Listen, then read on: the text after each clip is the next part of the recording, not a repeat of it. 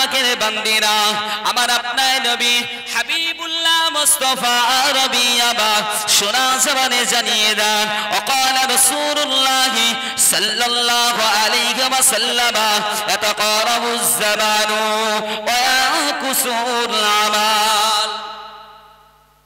নবী আমার জানিয়ে দেয়, বাবা সাহাবারা, ও বাবা সাহাবীরা, বাবা ও বাবা সাহাবারা, ও বাবা সাহাবীরা, বাবা কিয়ামতের সন্নিকট যখন হয়ে আসবে, কিয়ামত যখন সন্নিকটে চলে আসবে, তখন মানুষের আমলগুলো কমে যাবে, মানুষের অন্তর থেকে আমলগুলো কমে যাবে। ও বাবা সাহাবারা, ও বাবা সাহাবীরা,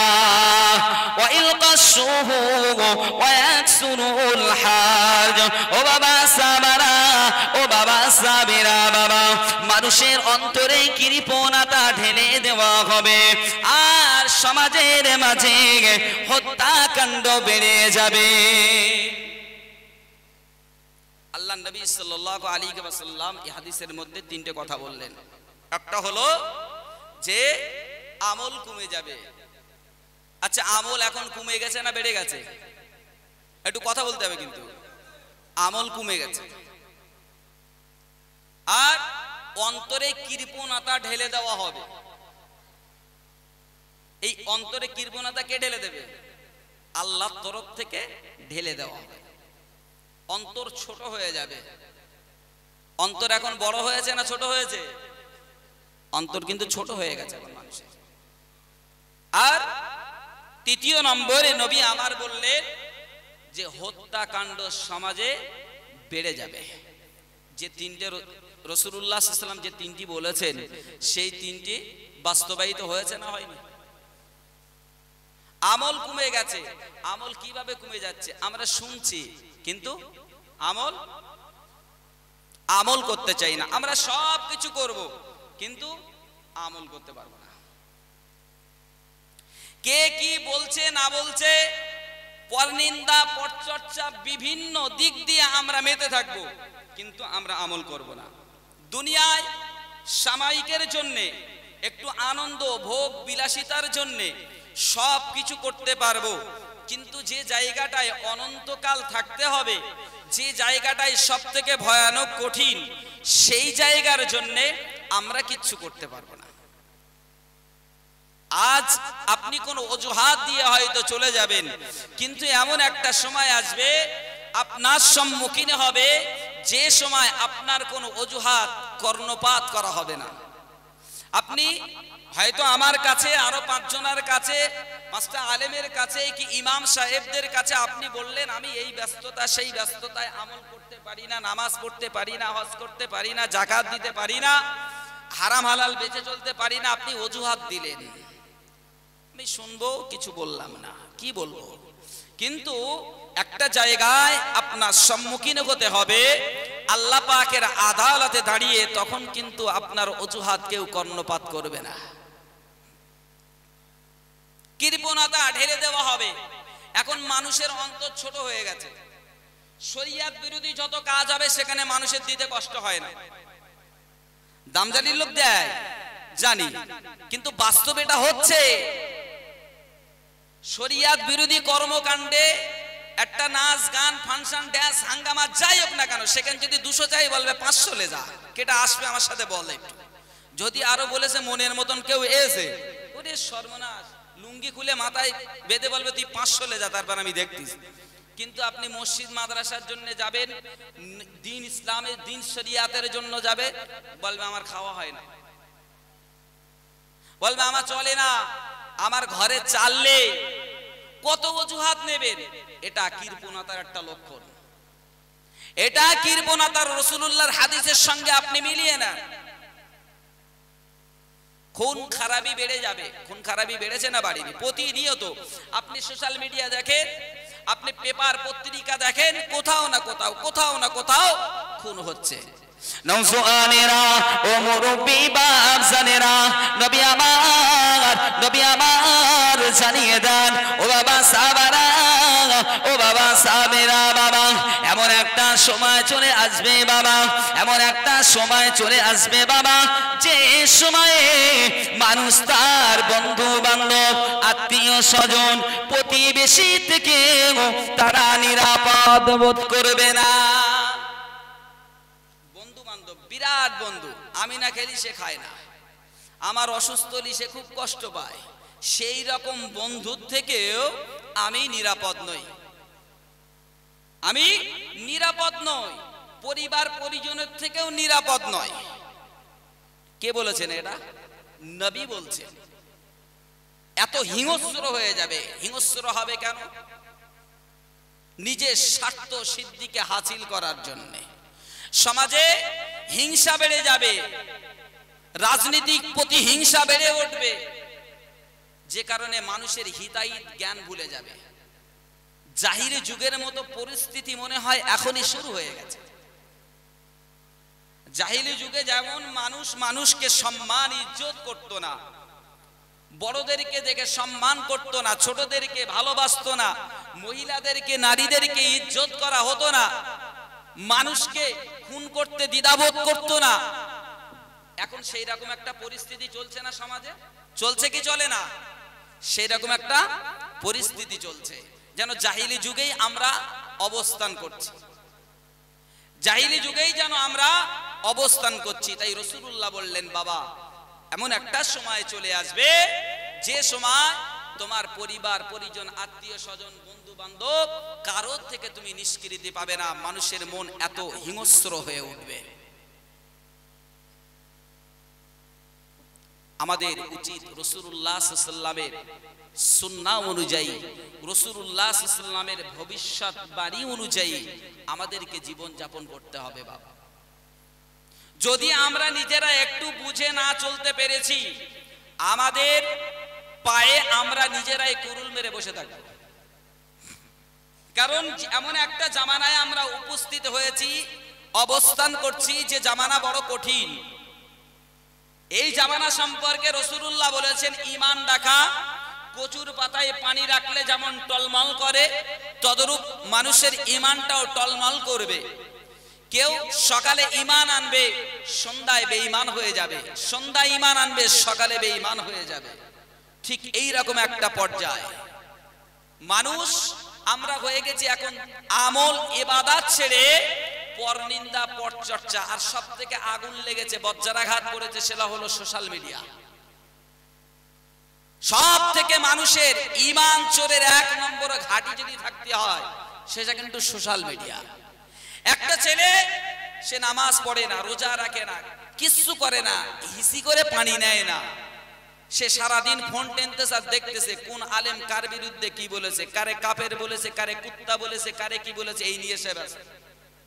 অথচ যে সময়টাই ফোনে দিচ্ছে তার থেকে কিঞ্চিত একটু সময় যদি রবের জন্য এই কপালটা মাটিতে ঠেকাতো, আল্লাহর কুদরতি পায়ে সিজদা করত, আল্লাহ পাক ওই সিজদার কারণে ওকে দয়ার জান্নাতটা দিয়ে দিত। বলেন সুবহানাল্লাহ। ওর সে সময় হয় না, অথচ ঘন্টার পর ঘন্টা সোশ্যাল মিডিয়ায় সে পার করে দিচ্ছে। এই অজুহাত দেখিয়ে সে পার হয়ে যাবে। আমরা আখিরি নবীর উম্মত, আমাদের ভাবা উচিত, আমাদের একটু চিন্তা করা উচিত যে আমরা কোন নবীর উম্মত, আমাদের মর্যাদা, আমাদের মর্তবা কতটা। আল্লাহ পাক রব্বুল আলামিন নবীর সঙ্গে ওয়াদাবদ্ধ, অঙ্গীকারবদ্ধ, হাবিব আপনার উম্মতদেরকে আমি আপনার সম্মুখে আমি আপনাকে লজ্জিত অবস্থায় আমি দেখতে চাই না, লজ্জিত অবস্থায় আপনাকে ফেলবো না। আপনার উম্মতের কারণে আপনাকে লজ্জিত অবস্থায় আমি দেখতে চাই না। ইয়া রাসূলুল্লাহ, ইয়া হাবিব, আমি চাই আপনার উম্মত উম্মতানিদেরকে একেবারে গোপনে হিসাব নিকাশ নিয়ে আমি আল্লাহ পাক আমার দয়ার জান্নাতে দিতে চাই। বলেন সুবহানাল্লাহ। নওজুয়ানেরা ও মুরব্বি বামজানেরা, আল্লাহ পাক রব্বুল আলামিন কিয়ামতের ময়দানে মহাশারের দিনে যখন হিসাব নিকাশ নেবেন, যখন অন্য নবী আলাইহিস সালাম উম্মতদেরকে হিসাব নিকাশ নেবেন, নবী আমার আতঙ্কিত হয়ে পড়বেন, না জানি আমার উম্মতের উপায়টা কি হবে, আমার উম্মতের উপায়টা কি হবে। আমার উম্মতের দশা যদি এমন হয়ে যায়, নূহ নবীর উম্মতের মতো হয়ে যায়, মুসা নবীর উম্মতের মতো যদি হয়ে যায়, ঈসা নবীর উম্মতের মতো যদি হয়ে যায়, দাউদ নবীর উম্মতের মতো যদি হয়ে যায়, আমার অবস্থাটা কি হবে? আমি তো লজ্জিত হয়ে যাব, আমি লজ্জায় পড়ে যাব। নবী আমার মনটা বড় খারাপ। আল্লাহ পাক রব্বুল আলামিনের দরবারে চলে যাবে, আল্লাহ পাকের কাছে গিয়ে আরজি রাখবে, রব্বুল আলামিন আল্লাহ পাক আমার একটা আরজি আমি রাখতে চাই। আল্লাহ পাক বলবেন, হাবিব আপনার সমস্ত আরজি রাখতে আমি রব্বুল আলামিন আল্লাহ পাক সর্বদা প্রস্তুত আছি। আপনার আরজি রাখার জন্য সর্বদা আমি প্রস্তুত। নবী আমার ওই সময় বলতে থাকবে, ও রব্বুল আলামিন আল্লাহ পাক আমি আমার উম্মতদের হিসাব নিকাশটা নিতে চাই। আমার উম্মতদের হিসাব নিকাশটা আমি রাসূলুল্লাহ, আমি হাবিবুল্লাহ, আমি নিজ হাতে নিতে চাই। ও নওজওয়ানেরা, ও মুরব্বি বাপসানেরা, ওই সময় আল্লাহ পাক জিজ্ঞাসা করবেন, হাবিব আমার বন্ধু কেন আপনি নিজে নিতে চান? ওই সময় নবী আমার বলতে লাগে, ও রব্বুল আলামিন আল্লাহ পাক, কেননা এই সমস্ত নবীর উম্মতেরা তারা লজ্জিত হয়ে গেছে, কেননা তার কওমের মানুষেরা, তার উম্মাতানিরা দুনিয়া জমিনে ভালো কাজ করেনি, আপনার বিরুদ্ধে আচরণ করেছে। আল্লাহ পাক চাই না এতগুলো নবীর সম্মুখে, এতগুলো উম্মাতির সম্মুখে আমার উম্মতেরা লজ্জিত অবস্থায় দাঁড়িয়ে থাকবে, এটা আমার জন্য খুব লজ্জাকর। রব্বুল আলামিন আল্লাহ পাক এটা আমি চাই না, তাই আমি চাই আমার উম্মতের হিসাব নিকাশটা আমি নিজ হাতে নেব। উম্মত যদি ধরা পড়ে যায় কষ্ট কে পাবে? নবী বেশি পাবে। আল্লাহ পাক বলেছেন, লাকাদ জাআকুম রাসূলুম মিন আনফুসিকুম আজিজুন আলাইহি মা আনিতুম হারিসুন আলাইকুম বিল মুমিনিনা রাউফুর রহিম। তোমাদের যে নবী তোমাদের মাঝে পাঠানো হয়েছে, তোমরা যদি কষ্ট পাও, দুঃখিত হও, তার থেকে বেশি কষ্ট পায় তোমাদের নবী। বলেন সুবহানাল্লাহ।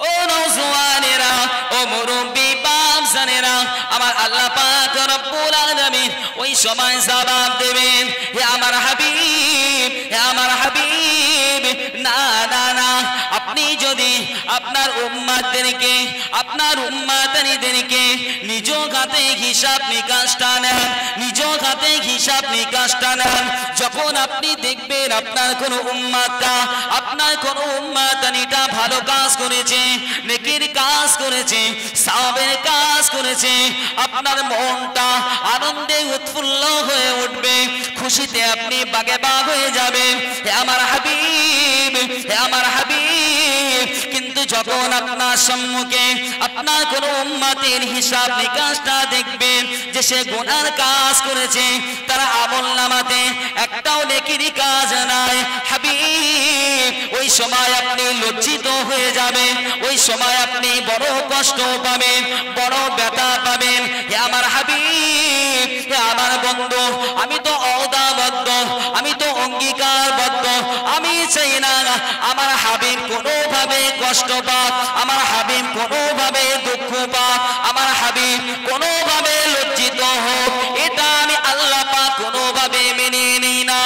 ওগো হাবিব, ওগো আমার বন্ধু, আমি চাই আপনার উম্মতানিদেরকে যখন হিসাব নেব, যখন হিসাব নেব, মাঝখানে একটা পর্দা লাগিয়ে দেব, মাঝখানে একটা পর্দা লাগিয়ে দেব, যাতে করে অন্য নবী আলাইহিস সালামেরা, অন্য নবী আলাইহিস সালামের উম্মতেরা তারা যেন কিছু জানতে না পারে, তারা যেন কিছু বুঝতে না পারে। আর একটু জোরে হবে না সুবহানাল্লাহ? আল্লাহ পাক নবীর উম্মাত হওয়ার সুবাদে এতটা ভালোবাসে আমাদের, কারণ নবী লজ্জিত হবে, নবী লজ্জিত হয়ে যাবে, কষ্ট পাবে।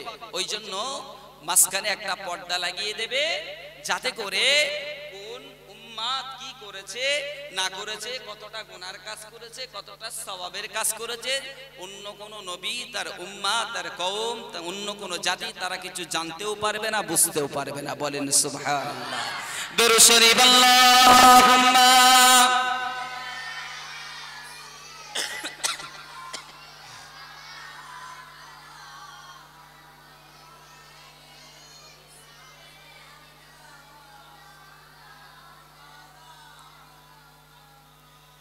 আরো মুহাব্বতে দরুদ আল্লাহুম্মা সাল্লি আলা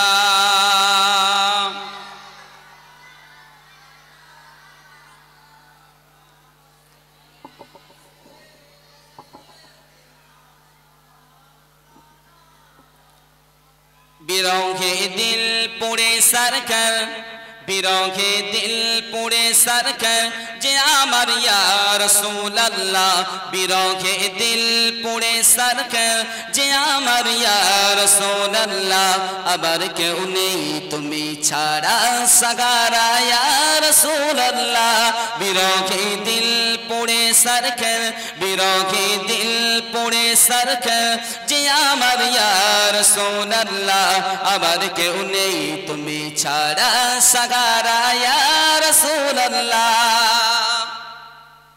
কত জনে দেখে তোমায় কলিজা শীতল হয়ে যায়, আমাকে দাও না দিদার, আমাকে দাও না দিদার একবার ইয়া রাসূলুল্লাহ, আবার কেউ নেই তুমি ছাড়া সাগারা ইয়া রাসূলুল্লাহ, বিরহে দিল পুড়ে সরকার, বিরহে দিল পুড়ে সরকার যে আমার ইয়া রাসূলুল্লাহ, আবার কেউ নেই তুমি ছাড়া সাগারা ইয়া হাবিবাল্লাহ।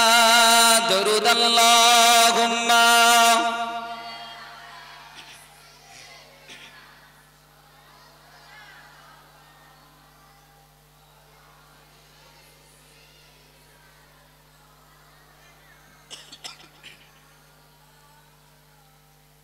শুধু একবার দেখিতে চাই জীবনে আর যে চাওয়া নাই।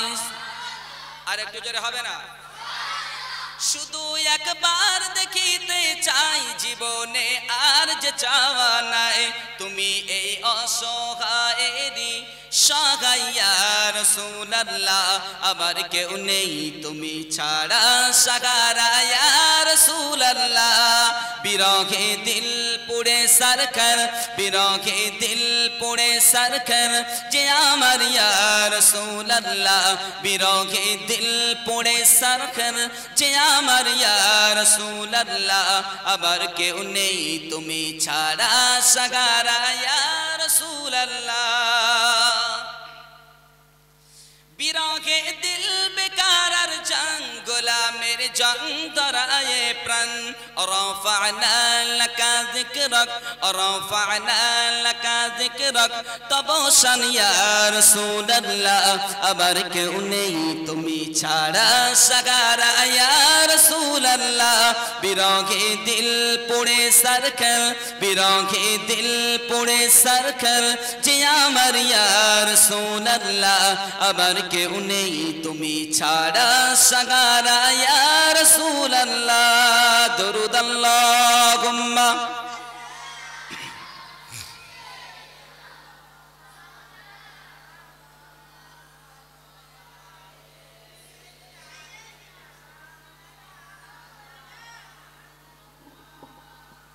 প্যারা হাজির, আমাদের সর্বদা আমাদের নবীর প্রতি ভালোবাসা ও মহাব্বত পরিদর্শন করতে হবে। কিভাবে? যেটা রাসূল বলেছেন সেই মোতাবেক আমাদেরকে জীবন জিন্দেগিটা গঠন করতে হবে। যদি পারি তাহলে আমি আপনি আমরা সবাই কামিয়াবি, আর যদি না পারি তাহলে মনে করবেন দুনিয়াটা হয়তো আমাদের কাছে ভালোভাবে কাটবে, সুখে স্বাচ্ছন্দ্যে কাটবে, কিন্তু পরকালের জিন্দেগিতে আমাদের জন্য ভয়াবহ পরিস্থিতি তৈরি হবে। আমার নবীকে রাহমাতাল লিল আলামিন বলেছেন। আমার নবী 63 বছরের জিন্দেগানিতে আপনি ইতিহাস ঘাটলে দেখতে পাবেন 63 বছরের জিন্দেগিতে শুধু ভেবেছেন উম্মাত কিভাবে বাঁচবে। বলেন সুবহানাল্লাহ। উম্মাতকে কিভাবে বাঁচানো যায়, উম্মাত কিভাবে বাঁচবে, উম্মাত আযাব থেকে কিভাবে বাঁচবে, গজব থেকে কিভাবে বাঁচবে। আবার নবীর অন্তরে এতটা দয়া মায়া আল্লাহ পাক ঢেলে দিয়েছিলেন। বলেন সুবহানাল্লাহ। আমার নবী হাবিবুল্লাহ মুস্তাফা আরবি একদিন রাস্তা দিয়ে টুকটুক করে হাঁটতে শুরু করেছেন। নবীর দয়া কেমন দেখেন। আমরা তো সর্বদা প্রতিশোধ নেওয়ার জন্য ঘুরতে থাকি অন্তর্জলে। যদি আমাদের কাছে কেউ কিছু করে, কোনো অন্যায় করে থাকে, তার প্রতিশোধ আমরা কিভাবে নেব, সেই জন্য আমরা সারাক্ষণ সুযোগের অপেক্ষায় থাকি। থাকি কি থাকি না? সুযোগ সন্ধানী থাকি না, যে কখন সুযোগ পাবো একে সোজা করে ছাড়বো। এ আমাকে এই বলে রেখেছে, এই করে রেখেছে, কি আমার বাপেরে বলেছে, দাদারে বলেছে, 14 গোষ্ঠী বলেছে, একে সাইজ করে ছাড়বো যদি সুযোগ আসে। কিন্তু আমার নবী সেটা কোনোদিনও করেননি। তার টোটাল জিন্দেগানিতে এরা এই ধরনের কোনো নজির নেই যে নবী আমার প্রতিশোধ নেওয়ার জন্য এরকম সুযোগ তৈরি করেছেন বা সুযোগ সন্ধানী হয়েছেন। নওজোয়ানেরা ও মুরব্বি বাপজানেরা, নবী আমার রাস্তা দিয়ে টুকটুক করে গুটি গুটি পায়ে হাঁটতে শুরু করেছেন। মদিনা শরীফের বাজারে রাস্তা ধরে ধরে গুটি গুটি পায়ে হাঁটতে শুরু করেছেন। নবী আমার বাজারের সন্নিকটে গিয়ে দেখতে পান যে কিছু ব্যবসায়ীরা তারা বাইরে থেকে ব্যবসার জন্য এসেছেন, তাদের সঙ্গে কিছু উট নিয়ে এসেছেন। তারা বিক্রি করার জন্য, উটগুলোকে বিক্রি করার জন্য যে সমস্ত উটগুলো ছিল, ওই উটগুলির মধ্যে থেকে একটি লাল রঙের উট ছিল। যে উটটি দেখতে বড় সুন্দর ছিল, নবী আমার যখন উটটি দেখলেন, নবী আমার বড় ইচ্ছা প্রকাশ করলেন, মনে মনে ইচ্ছাটা জেগে উঠলেন যে এই উটটা আমার বড় পছন্দ হয়েছে। এই উটটা যদি আমি কিনতে পারতাম তাহলে কতই না ভালো হতো।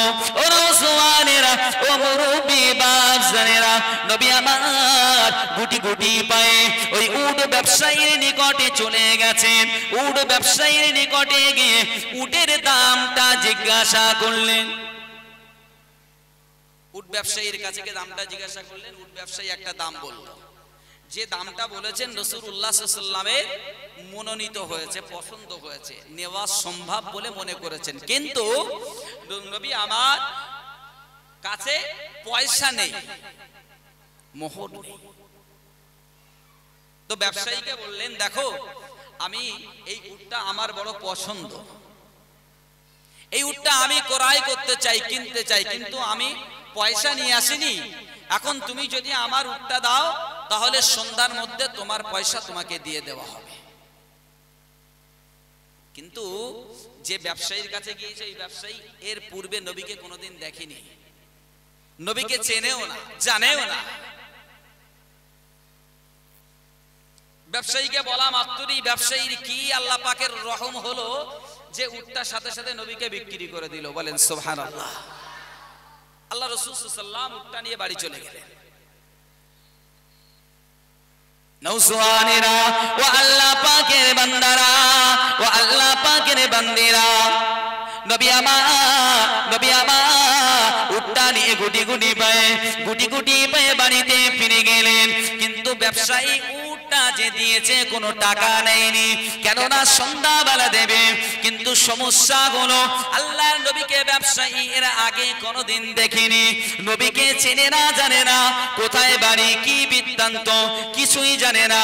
অন্য ব্যবসায়ী ভাইয়েরা বলতে থাকে, ও ভাই ব্যবসায়ী, তুমি যে মানুষটাকে চিনলে না জানলে না, সেই মানুষটাকে তুমি একটা উট বিক্রি করে দিলে, কিন্তু ওই উট ব্যবসায়ী ওই উটের যে উটটা নিয়েছে যে ব্যক্তি, ওই ব্যক্তি যদি তোমার কাছে ফেরত না আসে, যদি তোমাকে টাকা না দেয়, তাহলে তোমার কতটা লস হয়ে যাবে তুমি কি একবার চিন্তা করেছো?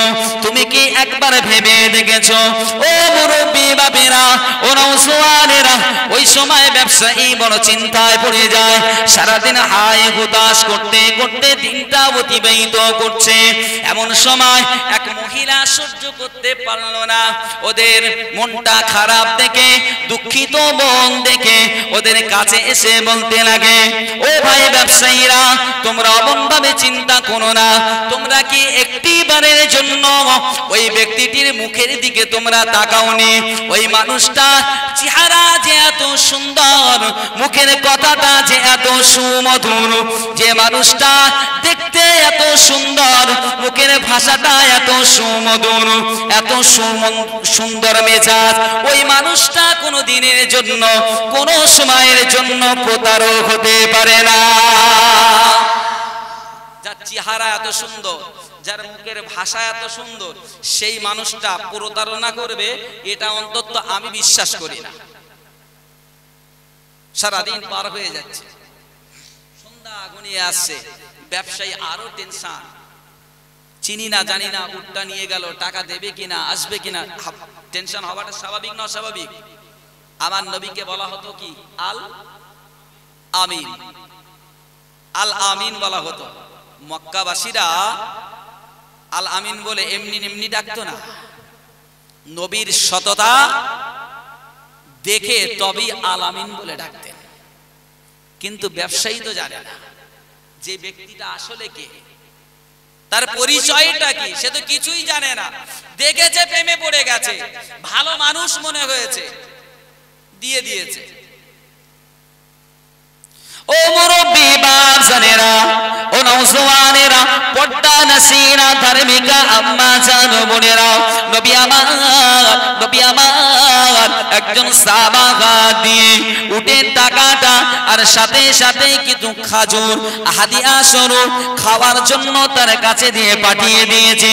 বাবা সাহাবা, বাবা সাহাবা, যাও চলে যাও বাবা, যাও চলে যাও বাবা, মদিনার বাজারে চলে যাও, একজন উট ব্যবসায়ীর কাছ থেকে আমি রাসূলুল্লাহ, আমি হাবিবুল্লাহ, আমি একটা উট ক্রয় করেছিলাম, সেই উটের টাকাটা এখনো দেওয়া হয়নি বাবা, যাও চলে যাও, ওই উটের মালিককে এই টাকাটা দিয়ে দেবে বাবা, আর সঙ্গে কিছু খাবার জন্য হাদিয়া স্বরূপ খাজুর নিয়ে যাও। আল্লাহ নবী সাহাবা হুজুর আমার রওনা দিনে মদিনার বাজারে রওনা দিনে, মদিনার বাজারে গিয়ে দেখে যে জায়গায় ব্যবসায়ীরা জমায়েত করে আছে, ওই জায়গাতে গিয়ে জিজ্ঞাসা করেন, তোমাদের মধ্যে কে এমন ব্যক্তি আছে যে লাল রঙের একটি উট একজনকে দিয়েছেন, যে উটের টাকাটা এখনো পরিশোধ করা হয়নি, উটের টাকাটা এখনো দেওয়া হয়নি।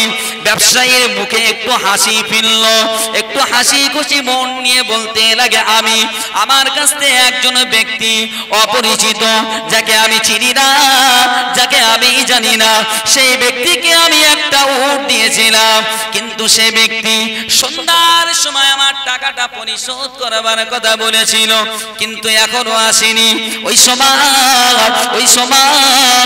আল্লাহ নবী সাহাবা বলতে লাগে, ও বাবা ব্যবসায়ী, চিন্তা করো না বাবা, চিন্তা করো না, উনি এমন কোন ব্যক্তি নন, উনি কোন প্রতারক নন, উনি হলেন আখিরি জামানার নবী, আখিরি জামানার পয়গম্বর। ও বাবা ব্যবসায়ী, চলে আসো, তোমার শুধু উটের টাকাটা তোমাকে দিল না, সাথে সাথে আমার নবী, আমার হাবিব, তার সঙ্গে হাদিয়া স্বরূপ কিছু খুরমাও তোমাকে গিফট করেছে। আর একটু জোরে হবে না সুবহানাল্লাহ? ও নওজোয়ানেরা, আমার নবী দিলে কত মায়া, আমার নবী দিলে কত মায়া, আমরা কি একবারের জন্য অনুভব করতে পেরেছি।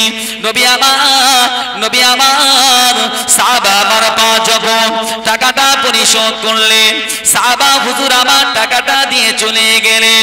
ঠিক তার পরের দিনে এমন একটা সময় আল্লাহর নবী হাবিবুল্লাহ মুস্তাফা আরবি আমার কিছু মানুষদেরকে নিয়ে ইসলামের দাওয়াত দিচ্ছেন, কলেমা দাওয়াত দিচ্ছেন, ইসলামের প্রচার করছেন, কোরআনের কথা বলছেন, নিজের মুখবিস্মৃত বাণী শোনাচ্ছেন। এমন সময় মদিনার ওই সমস্ত ব্যবসায়ীরা যখন দেখলো কিছুটা দূরে কিছু মানুষ গোল করে দাঁড়িয়ে আছে, জমায়েত হয়ে আছে, আর যেন কোনো একটা ব্যক্তি কিছু বলছে, ওরা কিছুটা আগিয়ে গেছে, ওই জমায়েত হয়ে আছে যে জায়গাটা, ওই জায়গাটায় গিয়ে ওরা দেখতে পান এ তো অন্য কেউ নয়, এ তো সেই ব্যক্তি যিনি গতকাল আমাদের কাছ থেকে একটি উট ক্রয় করেছিল। তাহলে ইনি হবেন আখিরি জামানার পয়গম্বর, ইনি হবেন সেই আখিরি জামানার নবী। এ তো সেই ব্যক্তি। কালকের সেই একজন ব্যক্তি আমাদের কাছে এসেছিল, টাকা দিল, বলল যে ব্যক্তি তোমাদের কাছে উটটা নিয়ে গেছেন তিনি অন্য কেউ নন, তিনি আখিরি জামানার নবী, আখিরি জামানার পয়গম্বর। তাহলে ইনি হবেন সেই ব্যক্তি। ও আল্লাহ পাকের বান্দারা, ও আল্লাহ পাকের বান্দিরা, ওই সময় নবী আমার যখন ইসলামের দাওয়াত দিচ্ছেন, জমায়েত আছে যত মানুষ, প্রত্যেকের কাছে কলেমা দাওয়াত দিচ্ছেন। এমন সময় একজন আনসারী সাহাবা হুজুর দাঁড়িয়ে উঠলেন। আনসারী সাহাবা হুজুর বলে উঠলেন, ইয়া রাসূলুল্লাহ, ইয়া হাবিবাল্লাহ, ইয়া রাসূলুল্লাহ, ইয়া হাবিবাল্লাহ, এই যে ব্যবসায়ীদেরকে আপনি দেখতে পাচ্ছেন, এই যে ব্যবসায়ীদেরকে আপনি দেখতে পাচ্ছেন, এই ব্যবসায়ীদের বাড়িগুলো এরা বনু সাইনামা গোত্রের মানুষ, বনু সাইনামা গোত্রের মানুষ। ইয়া রাসূলুল্লাহ, ইয়া হাবিবাল্লাহ হুজুর, এদের পূর্বপুরুষদের মধ্যে একজন, এদের কারো পূর্বপুরুষদের মধ্যে একজন আমাদের একজনকে হত্যা করেছিল। ইয়া রাসূলুল্লাহ, ইয়া হাবিবাল্লাহ, এটাই হলো আমাদের কাছে সেরা সময়। ইয়া রাসূলুল্লাহ, এটাই হলো আমাদের কাছে প্রতিশোধ নেওয়ার সেরা মুহূর্ত। ইয়া রাসূলুল্লাহ, এদের একজনের পূর্বপুরুষ যে আমাদের মধ্যে একজন সাহাবা হুজুরদের মধ্যে একজনকে হত্যা করেছিল, আর আজকের সুযোগ এসেছে যে সেই গোত্রের মানুষেরা আমাদের কাছে এসেছে, এর থেকে ভালো সুযোগ ইয়া রাসূলুল্লাহ আর পাবো না।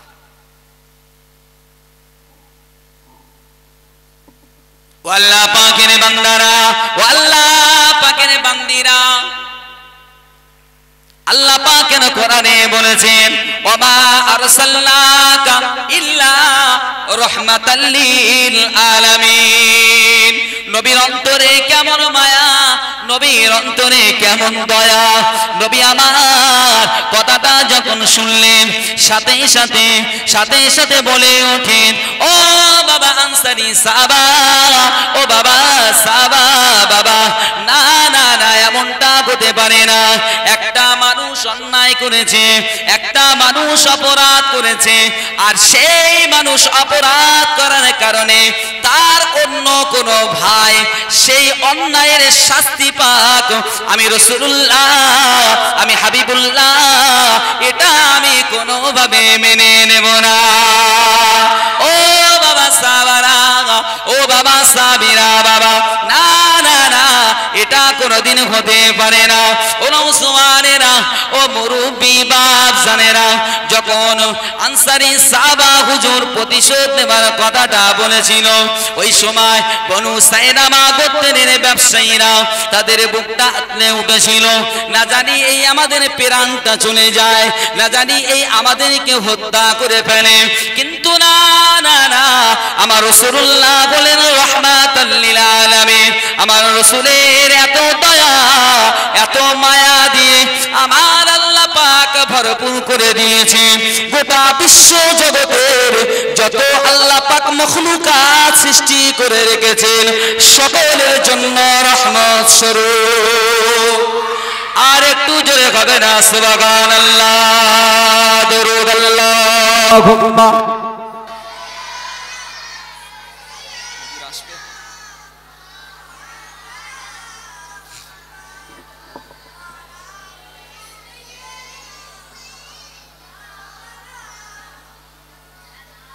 तू शाहे कौबा तू जाने जाना ए चेहरा उम्मुल किताब तेरा। तू शाहे कौबा तू जाने जाना ए चेहरा उम्मुल किताब तेरा। न बन सकी है न बन सकेगा, न बन सकी है न बन सकेगा मिसाल तेरी जवाब तेरा। আর একটু জোরে হবে না? दिलदार बड़े आए महबूब बड़े देखे, दिलदार बड़े आए महबूब बड़े देखे। सब देखे मगर तेरे, सब देखे मगर तेरे कदमों में बड़े देखे। न बन सकी है न बन सकेगा, न बन सकी है न बन सकेगा मिसाल तेरी जवाब तेरा, मिसाल तेरी जवाब तेरा। तू सबसे अव्वल तू सबसे आखिर मिला के हुस्ने दवा में तुझको। है उम्र लाखों बरस की तेरी, है उम्र लाखों बरस की तेरी मगर ही ताजा शबाब तेरा। न बन सकी है न बन सकेगा, न बन सकी है न बन सकेगा मिसाल तेरी जवाब तेरा।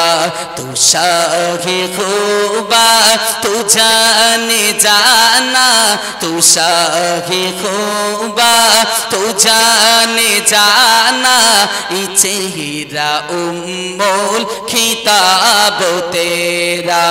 न बन सकी है न बन सकेगा, न बन सकी है न बन सकेगा मिसाल तेरी जवाब तेरा। नारे तकबीर, नारे तकबीर। ईद मिलादुन नबी, ईद मिलादुन नबी मसला के मुसादिदुज़्ज़मान, मसला के मुसादिदुज़्ज़मान। नारे तकबीर।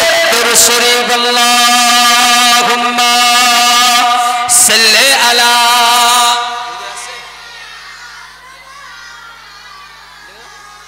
আসবে